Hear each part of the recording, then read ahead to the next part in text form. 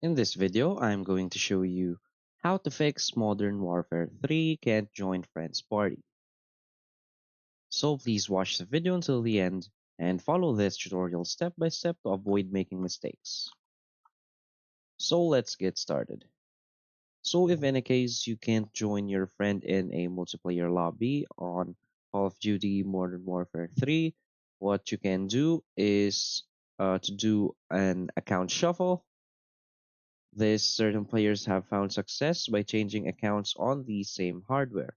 So this might be worth a shot if you're struggling with the issue. The next thing you want to do is to verify your game files. Make sure that either you're using Steam or Battle.net, you want to verify your game files because this could potentially resolve underlying issues causing the join problem.